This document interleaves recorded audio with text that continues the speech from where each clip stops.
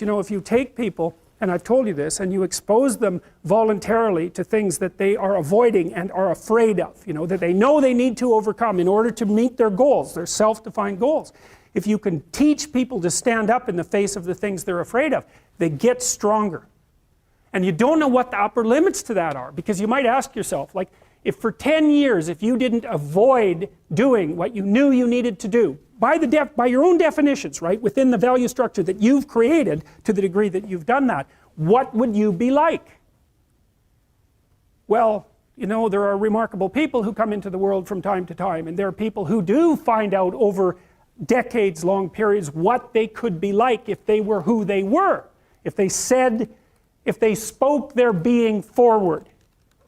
And they get stronger and stronger and stronger, and we don't know the limits to that. We do not know the limits to that. And so you could say, well, in part, perhaps the reason that you're suffering unbearably can be left at your feet, because you're not everything you could be, and you know it. And of course, that's a terrible thing to admit, and it's a terrible thing to consider, but there's real promise in it, right? Because it means that perhaps there's another way that you could look at the world, and another way that you could act in the world, so what it would reflect back to you would be much better than what it reflects back to you now. And then the second part of that is, well, imagine that many people did that, because we've done a lot as human beings. We've done a lot of remarkable things, and I've told you already, I think before, that today, for example, about 250,000 people will be lifted out of abject poverty, and about 300,000 people attached to the electrical power grid. We're lifting people out of poverty collectively at a faster rate that's ever occurred in the history of humankind by a huge margin. And that's been going on unbelievably quickly since the year 2000. The UN had planned to have poverty between 2000 and 2015, and it was accomplished by 2013. So there's inequality developing in many places, and you hear lots of political agitation about that. But overall, the tide is lifting everyone up, and that's a great thing, and we have no idea how fast we could multiply that if people got their act together and really aimed at it. Because, you know, my experience is with people that we're probably running at about 51% of our capacity. I mean, you can think about this yourselves.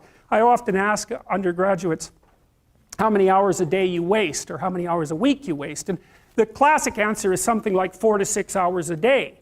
You know, inefficient studying, watching things on YouTube that not only do you not want to watch, that you don't even care about, that make you feel horrible about watching after you're done. That's probably 4 hours right there. You know, you think, well, that's 25 hours a week, it's 100 hours a month, that's 2.5 full work weeks, it's half a year of work weeks per year. And if your time is worth $20 an hour, which is a radical underestimate, it's probably more like 50 if you think about it in terms of deferred wages. If you're wasting 20 hours a week, you're wasting $50,000 a year. And you are doing that right now. And it's because you're young, wasting $50,000 a year is a way bigger catastrophe than it would be for me to waste it, because I'm not going to last nearly as long. And so if your life isn't everything it could be, you could ask yourself, well, what would happen if you just stopped wasting the opportunities that are in front of you? You'd be who knows how much more efficient, 10 times more efficient, 20 times more efficient. That's the Pareto distribution. You have no idea how efficient people get. It's off the charts.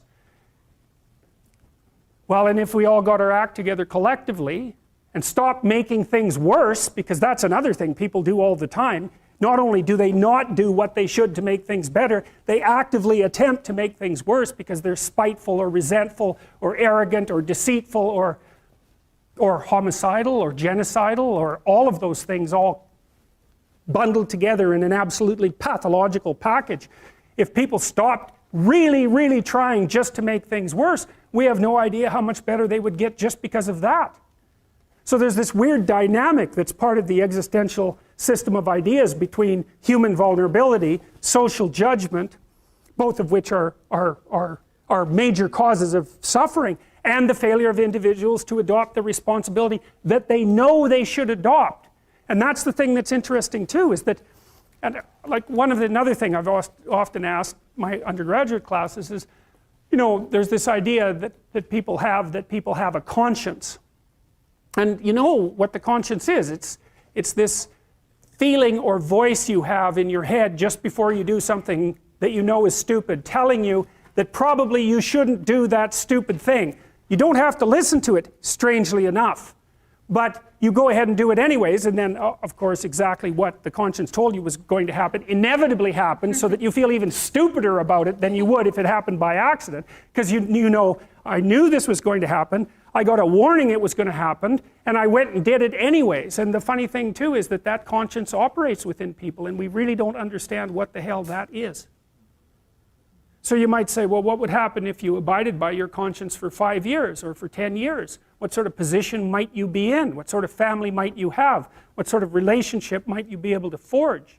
And you can be bloody sure that a relationship that's forged on the basis of who you actually are is going to be a lot stronger and more welcome than one that's forged on the basis of who you aren't. Now, of course, that means that the person you're with has to deal with the full force of you in all your ability and your catastrophe, and that's a very, very difficult thing to negotiate. But if you do negotiate it, well, at least you have something, you have somewhere solid to stand, and you have somewhere to live, you have a real life. And it's a great basis upon which to bring children into the world, for example, because you can have an actual relationship with them instead of torturing them half to death, which is what happens in a tremendously large minority of cases. Well, it's more than that too, because, and this is what I'll close with, and this is why I wanted to introduce Solzhenitsyn's writings to you. You see, because it isn't merely that your fate depends on whether or not you get your act together and to what degree you decide that you're going to live out your own genuine being. It isn't only your fate, it's the fate of everyone that you're networked with. And so, you know, you think, well, there's 9 billion, 7 billion people in the world. We're going to peak at about 9 billion, by the way, and then it'll decline rapidly. But 7 billion people in the world, and who are you? You're just one little dust mote among that 7 billion. And so it really doesn't matter what you do or don't do, but that's simply not the case. It's the wrong model, because you're at the center of a network. You're a node in a network. Of course, that's even more true now that we have social media. You'll know 1,000 people, at least, over the course of your life. And they'll know 1,000 people each, and that puts you one person away from 1,000,000, and 2 persons away from 1,000,000,000. And so that's how you're connected. And the things you do, they're like dropping a stone in a pond. The ripples move outward, and they affect things in ways that you can't fully comprehend. And it means that the things that you do and that you don't do are far more important than you think. And so if you act that way, of course, the terror of realizing that is that it actually starts to matter what you do. And you might say, well, that's better than living a meaningless existence. It's better for it to matter. But I mean, if you really asked yourself, would you be so sure if you had the choice? I can live with no responsibility whatsoever. The price I pay is that nothing matters. Or I can reverse it and everything matters. But I have to take the responsibility that's associated with that. It's not so obvious to me that people would take the meaningful path. You know, when you say, well, nihilists suffer dreadfully because there's no meaning in their life, and they still suffer. Yeah, but the advantage is they have no responsibility. So that's the payoff, and I actually think that's the motivation. Say, well, I can't help being nihilistic. All my belief systems have collapsed. It's like, yeah, maybe. Maybe you've just allowed them to collapse because it's a hell of a lot easier than acting them out. And the price you pay is some meaningless suffering, but you can always whine about that and people will feel sorry for you, and you have the option of taking the pathway of the martyr, so that's a pretty good deal, all things considered, especially when the alternative is to bear your burden properly and to live forthrightly in the world. Well, what Solzhenitsyn figured out, and so many people in the 20th century, it's not just him, even though he's the best example, is that if you live a pathological life, you pathologize your society. And if enough people do that, then it's hell. Really. Really. And you can read the Gulag Archipelago if you have the fortitude to do that, and you'll see exactly what hell is like. And then you can decide if that's a place you'd like to visit, or even more importantly, if it's a place you'd like to visit and take all your family and friends. Because that's what happened in the 20th century.